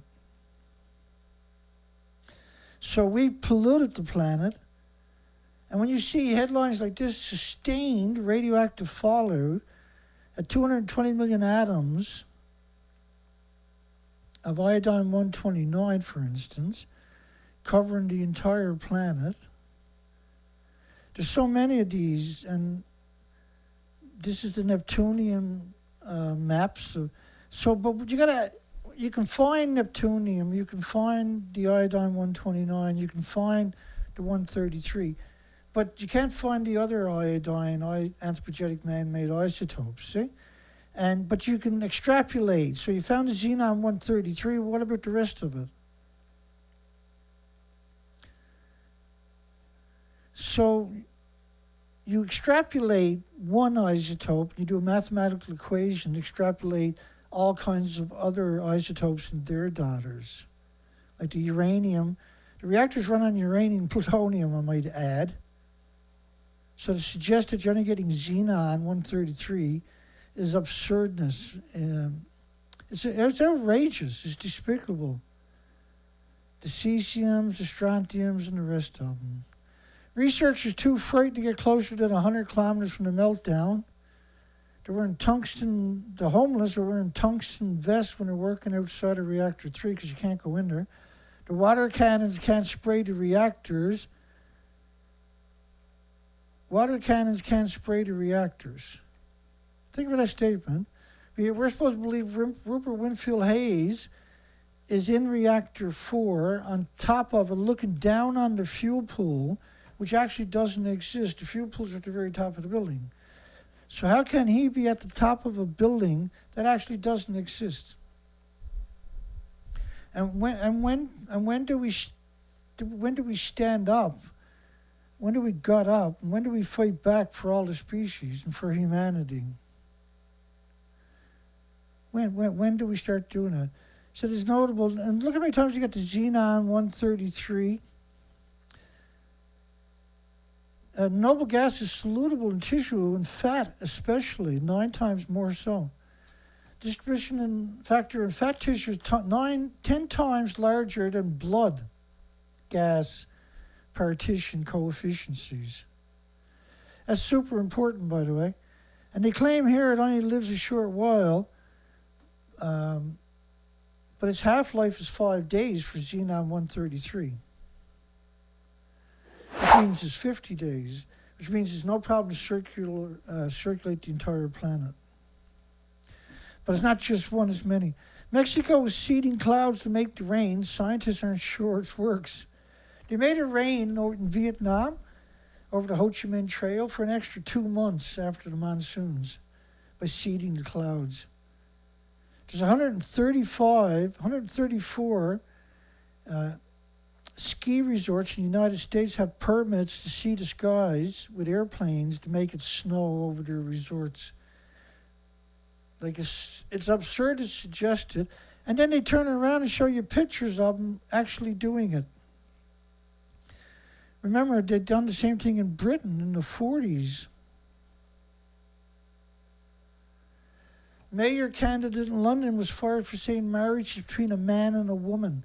No, I think I figured this out there a few days ago, why we're seeing this narrative, this transgender narrative for school children and everything else all of a sudden over the last 5, 6, 7 years.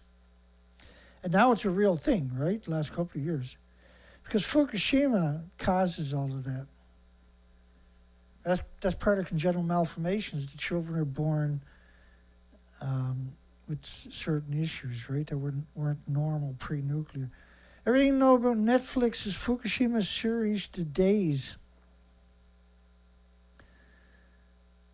I'm not going to go there, but I read through it and I was really disturbed. And I said, we know what they're going to.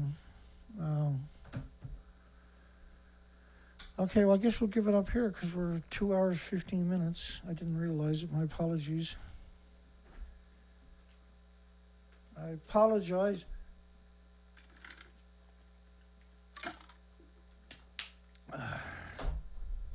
So again, we thank James Lucid for a 200 donation on Sunday, and Stephen Young donated 50.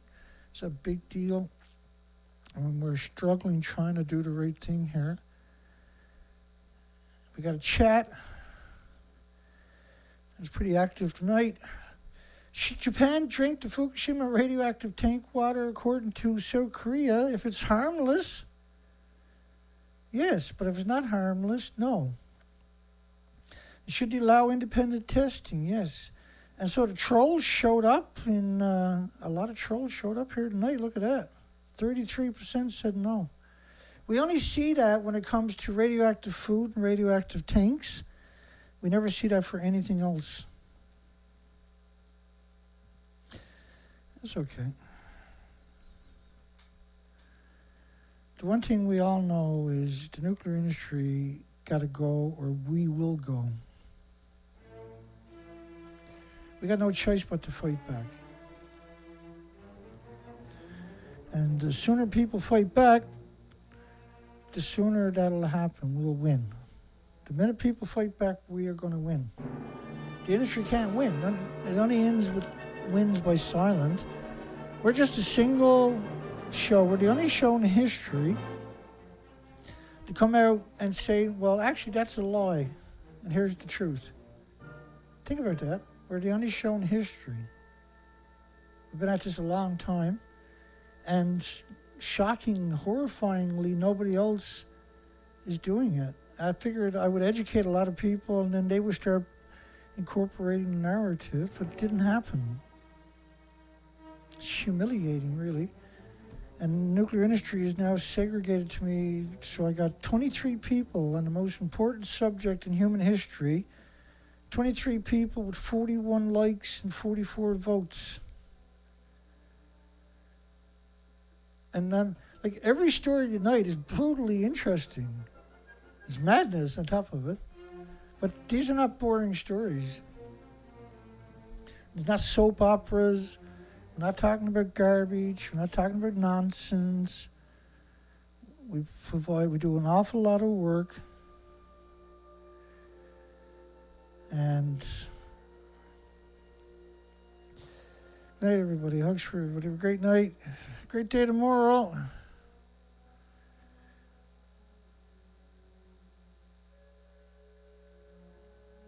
Hope everybody's doing good.